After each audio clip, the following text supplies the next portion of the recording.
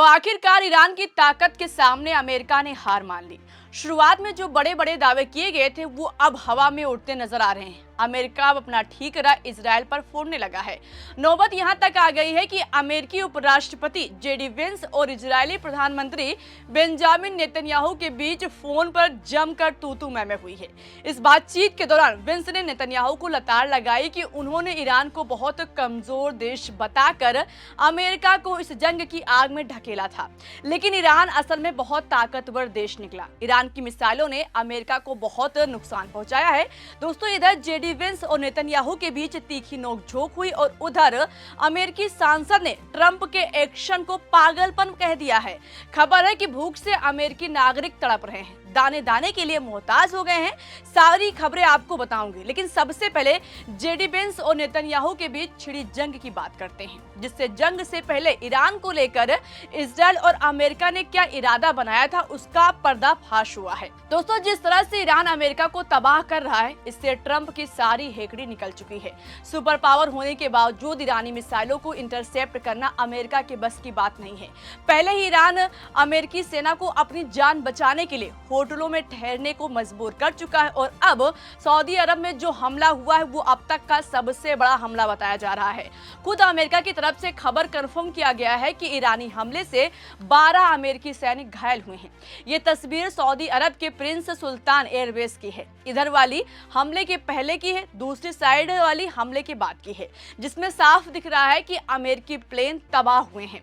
अमेरिकी अधिकारियों ने बताया कि हमले के वक्त सैनिक बेस के एक भवन के अंदर मौजूद थे। इसी दौरान मिसाइल और ड्रोन के जरिए हमला किया गया। कम से कम एक मिसाइल सीधे एयरबेस पर गिरी, जबकि कई ड्रोन भी हमले में शामिल थे। इसमें कम से कम 12 सैनिक घायल हुए हैं, 2 की हालत गंभीर बताई जा रही है। हमले में अमेरिकी वायुसेना के रिफ्यूलिंग एयरक्राफ्ट को भी नुकसान पहुंचा है, जिससे सैन्य ऑपरेशंस पर असर पड़ सकता है। ईरानी मिसाइलें सुपर पावर देश को घुटनों पर लाकर ट्रंप को उनकी औकात याद दिला रही हैं। दोस्तों, ईरान पहले ही साफ कर चुका है कि वो पीछे हटने वाला नहीं है, चाहे अंजाम कुछ भी हो, इसकी परवाह उसको नहीं है।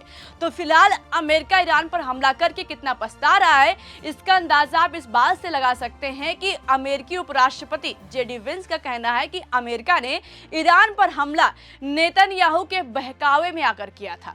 खबर है कि नेतन्याहू और जेडी वेंस के बीच फोन पर जमकर बहस हुई है।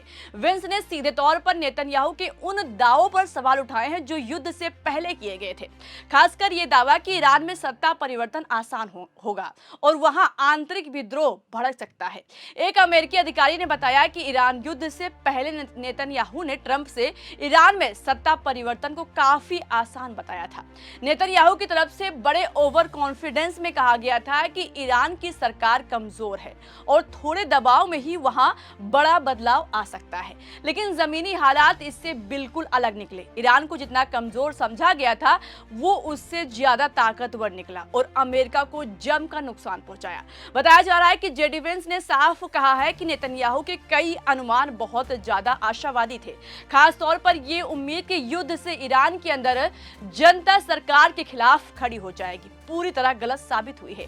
मतलब साफ हो गया है कि अमेरिका ने नेतन्याहू के बहकावे में आकर ईरान पर हमला किया था। ईरान को कमजोर समझा गया, मगर ईरान निकल गया भारी। नेतन्याहू को लगा था कि ईरान में कुछ समय पहले प्रदर्शन हो रहे थे तो मौके का फायदा उठा लेंगे, जंग हुई तो वहां की जनता ईरान के खिलाफ उतर आएगी। लेकिन जब खामेनेई की मौत हुई तो पूरा देश गम में सड़कों पर उतर आया। नेतन्याहू और ट्रंप के अरमानों पर पानी फिर गया और सबसे ज्यादा काल ट्रंप के लिए साबित हो रहा है। अमेरिकी बेस तबाह हो रहे हैं, उनके अपने ही देश में लोग भूख से तड़प रहे हैं। ईरान की सनक में ट्रंप इतना बिजी है कि अपने नागरिकों को भूख से तड़पा रहे हैं। ईरान जंग की सनक में ट्रंप अपने ही देश को भूल गए हैं। दोस्तों, महायुद्ध ने दुनिया के सबसे अमीर देश अमेरिका को भी घुटनों पर ला दिया है। आलम यह है कि वहां के आम नागरिक अब दाने दाने को मोहताज हो गए हैं। अमेरिकी सीनेट में दिग्गज डेमोक्रेटिक नेता चक शूमर ने ट्रंप की नीतियों की पोल खोलते हुए देश की बदहाली का कच्चा चिट्ठा पेश किया है दोस्तों। उन्होंने बताया कि अमेरिका में महंगाई का ऐसा बम फूटा है कि लोग अपना घर चलाने के लिए अब एक वक्त का खाना छोड़ने पर मजबूर हो गए हैं। शूमर ने ट्रंप को लापरवाह बताते हुए कहा कि उनकी छेड़ी हुई बेवजह जंग ने अमेरिकन फैमिलीज को बदहाली की कगार पर लाकर खड़ा कर दिया है। उन्होंने सोशल मीडिया पर यहां तक दावा कर दिया है कि ट्रंप की वॉर ऑफ चॉइस यानी अपनी पसंद की जंग के चक्कर में आज आम अमेरिकी नागरिकों की थाली से खाना तक गायब हो गया है। दोस्तों, आज सत्ता की आंखों में आंख डालकर पत्रकारिता करना मुश्किल हो गया है। हमारे 4 PM नेशनल यूट्यूब और फेसबुक चैनल को, जिससे आपका प्यार और विश्वास हमेशा से मिलता रहा है, उसे बंद करके सरकार ने ये साबित कर दिया है कि वो आपके सवालों से कितना डरती है। मुश्किल दौर है, लेकिन हम ना रुके थे और ना ही रुकेंगे। हम सच के लिए हमेशा लड़ते रहेंगे। ऐसे में 4 PM यूपी को ज्यादा से ज्यादा ज्वाइन करें और स्वतंत्र पत्रकारिता को जिंदा रखने के लिए जितना हो सके हमारा आर्थिक सहयोग करें। आपके सहयोग से ये जंग हम जीत कर रहेंगे। दोस्तों, तस्वीर आपके सामने साफ हो चुकी है कि ईरान से जंग लड़ते लड़ते अमेरिका का क्या हाल हो चुका है। इतना ही नहीं, अमेरिकी सांसद क्रिस मर्फी ने पश्चिम एशिया में चल रहे युद्ध की आलोचना करते हुए बताया कि अमेरिका हर दिन होर्मुज स्ट्रेट को दोबारा खोलने के लिए $2 अरब खर्च कर रहा है। उन्होंने कहा कि समस्या ये है कि युद्ध शुरू होने से पहले स्ट्रेट खुला था। अब हम उस समस्या को हल करने की कोशिश कर रहे हैं जिससे हमने खुद पैदा किया है। ये पागलपन है। हालांकि अमेरिकी सांसद ने सीधे तौर पर ट्रंप की रणनीति को पागलपन नहीं कहा है, लेकिन वो इतना जरूर कह रहे हैं कि इस संकट को हमने पैदा किया है, जो कि पागलपन है। तो दोस्तों, स्टार्ट किसने किया था? ट्रंप ने, इसलिए उंगली उन पर उठ रही है।